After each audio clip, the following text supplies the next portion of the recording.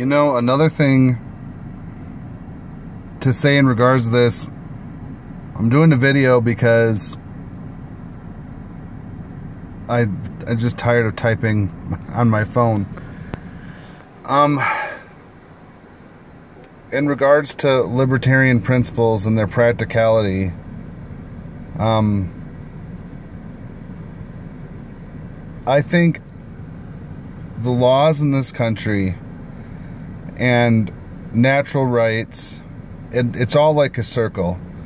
I think if we ended the war on drugs and ended this over-incarceration of minorities, that would actually help with the issue of discrimination at a business. The line of thinking would be, if you are, if you're white and you have a bit of, racism, or at least some sort of bigoted nature, you grew up around someone that's bigoted or whatever, if you keep seeing black people and Mexicans and other Latinos getting locked up in prison for drugs at a disproportionate rate versus white people, you're going to grow up thinking that, yeah, black people and Latinos are bad and I don't want them in my business. But a lot of times government creates these laws and these problems which perpetuate, negative human beliefs like bigotry and racism. So, as much as I say maybe government was necessary, at least temporarily in the 60s, to step in and tell the South that they couldn't discriminate because of someone's skin color to boost what boycotting and libertarian principles were taking root in the civil rights movement. But maybe government wouldn't be needed for that anymore. But there's things we could do by, eliminating a bad law here that can cause society to make assumptions about a certain race or something like that. So there's a lot more to it. It's the world is not black and white. And in my 18 years of experience with the Libertarian Party, my experience growing up as a Christian for 20 years and now being an atheist, things just aren't black and white. There's so much gray area, and the Libertarian Party's platform and principles are great. I stand by them. I support them. I believe in them. I have no problem saying I believe in them, and at the same time calling many of them impractical. Or maybe they were impractical and now they're more practical because people's positions and viewpoints have changed. And that's, a lot of times that's where the divisiveness comes in. And what I want to do as vice chair of the Libertarian Party is say, and I've made those mistakes myself. Part of this is I want to make amends for the negative attitudes I had in the late 2000s in California. I was very, militantly minarchist. I hated anarchists. I didn't understand them, but I didn't choose to understand them. I had too much of my, conservative beliefs, like political conservative beliefs, my Republican beliefs from when I was in the Republican Party, and I just believed the anarchists were just wrong. But I didn't open my mind and hear them out. Now that I've opened my mind and heard them out, I realize that there's a lot of good things anarchists do for our party. What the anarchists do, the anarchists / capitalists do, is they keep us anchored to our principles.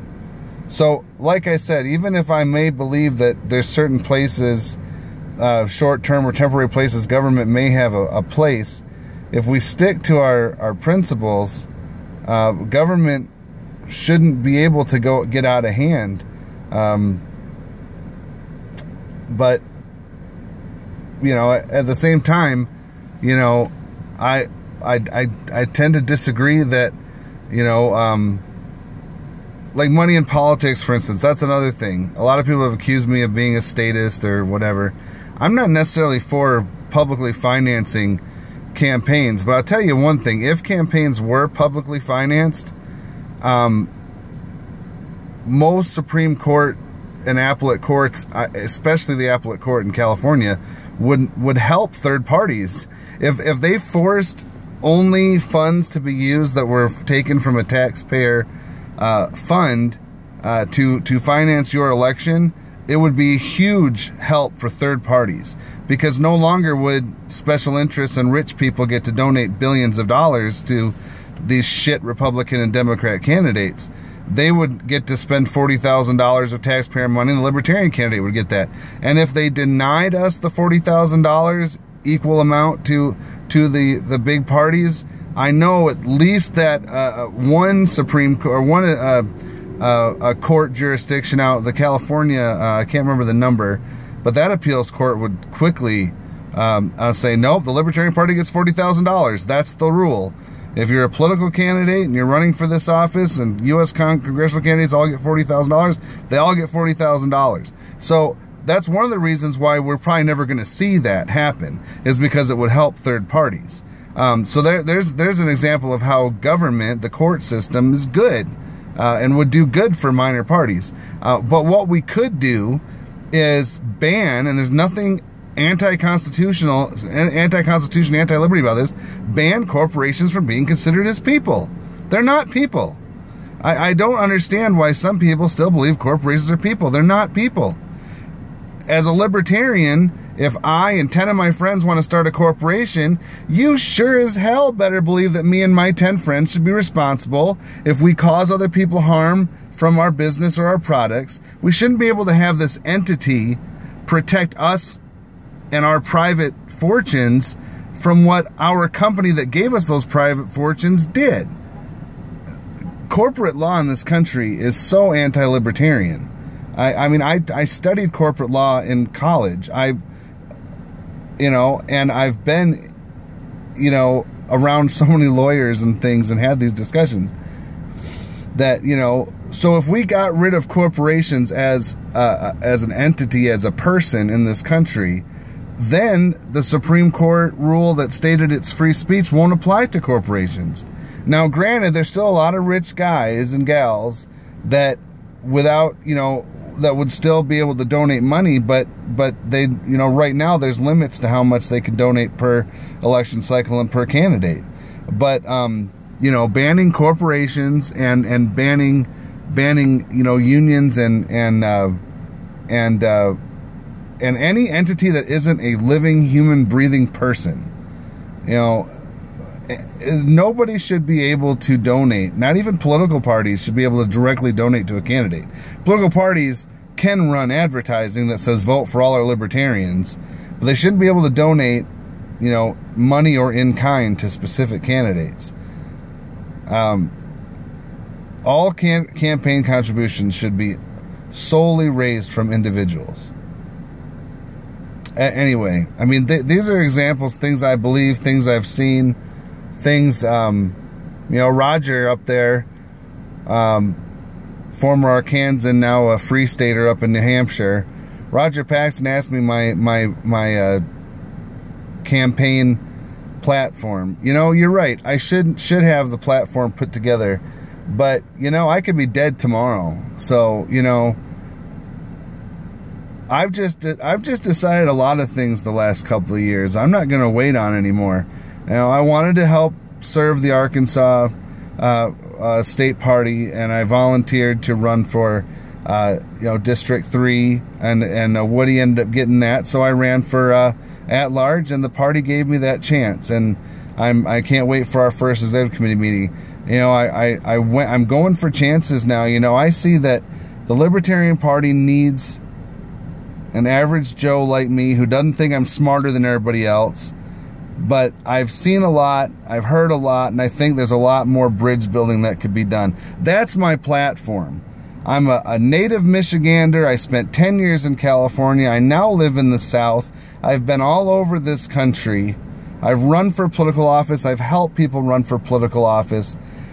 If you're looking for this shiny platform and I'm going to do this, I'm going to do that. No, I'm going to listen to the Libertarian Party members the new ones, the old ones, the anarchists, the minarchists, the Ayn Rand supporters, the Ron Paul supporters, the Bernie Sanders supporters. I'm going to listen to all of them, and we're going to together figure out how to make a plan that most of us, not everybody, we ain't going to win everybody over, that most of us can get a hold of and join and fight this government behemoth that is just destroying lives. And in doing that, it means some of us have to put our pet peeves, our differences away for now, unite to fight the power that exists now, that when we all are separate in our little separate armies, we cannot overcome. But if we fight together, we can overcome. Just like Washington and Hamilton and Jefferson all had different beliefs, but they came together to start this country because they believed that liberty and freedom and self-rule was better than being ruled by a king. Once they got power, it wasn't perfect. The Constitution wasn't around, so there was Articles of Confederation, and those were broken. Those were fought over, and then they had the Constitutional Convention, and people left that because they said, no, this is rewriting what we had signed up for and what we fought a revolution for. And then there were other people that were able to, institute the Bill of Rights, which was good. That basically saved our republic, saved the spirit of the revolution, really, because without the Bill of Rights, the Constitution would have turned our country into a central kingdom socialist power many, many years before the early to mid 1900s. That's for sure. But anyway, I hope you like this video more than me typing it, because I have a lot to say and I still want to say it. I will do more videos. I will post more things. I just want to go to New Orleans and speak in front. I've been to one national convention in my life. Speak to my people, my friends. I've got 3 delegations there that call me, friend, that I worked for and worked alongside. And I've got 47, hopefully we get 47 other delegations, 48 if we count DC, other delegations there I want to meet and shake hands with and get to know. I know a few, Missouri and Nevada and Indiana Ohio party members, just because of my proximity to those states, when I was in the, living in Michigan and California and now Arkansas. But I want to get a chance to say my piece.